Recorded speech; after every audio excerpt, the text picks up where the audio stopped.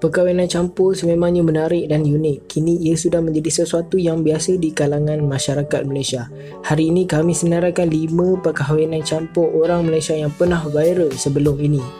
Nombor 5, Rizal Ibrahim dan Mariam. Beliau Nik Muhammad Rizal Nik Ibrahim bersama gadis pilihannya iaitu gadis yang berasal dari Korea ini telah memutuskan untuk bersama sebagai pasangan hidup. Gadis Korea yang bernama Yunari ini sebelum ini percaya akan kewujudan Tuhan namun tidak berpegang kepada apa-apa agama. Mereka sememangnya sahabat baik semasa di Korea, namun Yunari atau nama Islamnya Mariam tertarik dengan Rizal apabila Rizal meminta izin untuk solat di rumah beliau semasa Rizal datang ke rumah Mariam untuk makan bersama keluarganya. Hubungan mereka berdua semakin lama semakin rapat hinggalah mereka berdua mengikat tali pertunangan. Gadis Korea yang bekerja sebagai ahli fisioterapi di Bandar Ansan Korea ini pertama kalinya melafazkan 2 kalimah syahadah di hadapan Rizal sebelum mereka merujuk semula kepada Imam Masjid Itaewon Seoul Korea. Adik kepada Rizal telah mencadangkan Yunari menggunakan nama Mariam sebagai nama Islam beliau, di mana dalam Islam nama tersebut merujuk kepada ibu Nabi Isa alaihi salam. Hubungan cinta antara Rizal yang kini bekerja sebagai perunding jualan di sebuah syarikat telekomunikasi Swan Korea ini disambung hingga ke jenjang pelamin.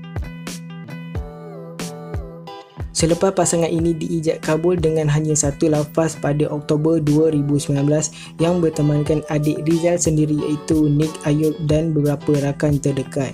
Upacara akad nikah tersebut berlangsung dengan lancarnya di Masjid Itaewon Seoul Korea. Are you accept her as your wife? Yes, I accept her. Mariam, that's right. Mariam, are you accept him as your husband?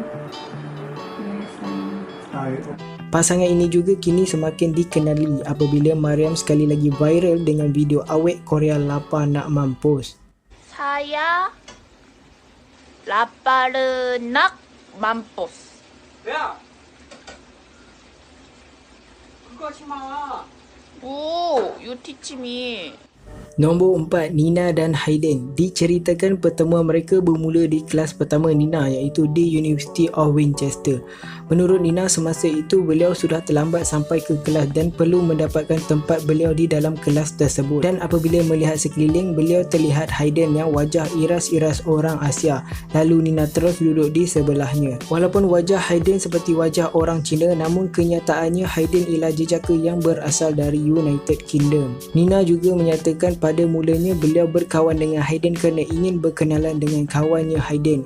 Namun selepas beberapa lama berkawan, Nina sedar yang hatinya sudah kepada Hayden.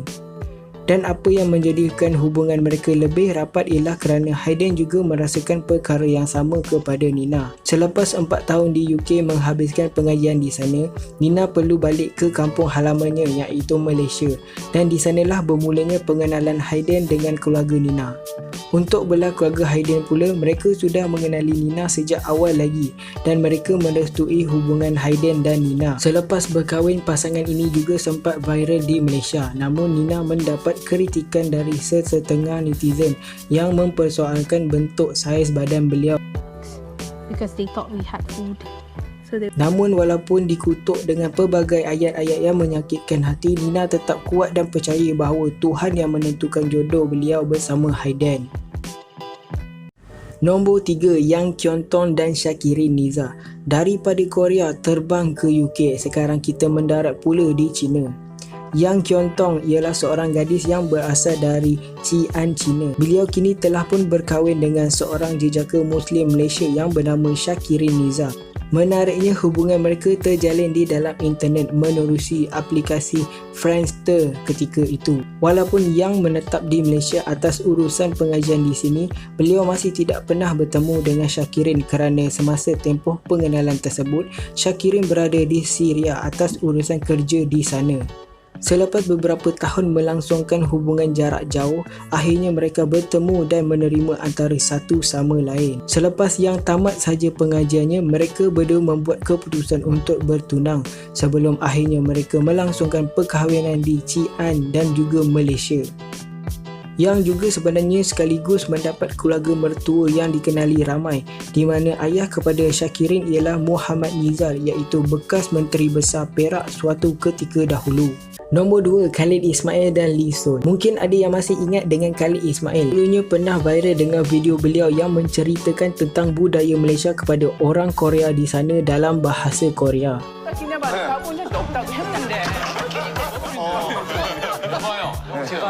Wawancara tersebut juga berlaku di sebuah stesen televisyen di Korea yang menjemput beliau sebagai salah seorang tetamu pada episod tersebut.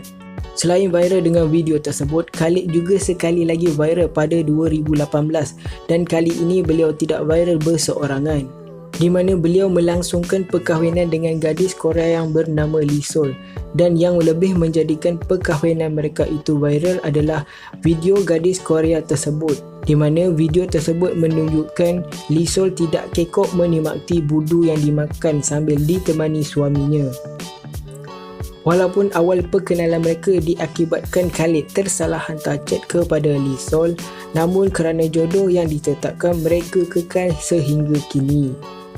Nombor 1, Afilah Amin dan Adama Muhammad Kamara. Pasangan terakhir ini ialah Fila dan Adama atau lebih dikenali dengan panggilan Mr. and Miss Kamara. Kamara atau nama penuh beliau Adama Muhammad Kamara ialah lelaki yang berasal dari Guinea, Afrika Barat.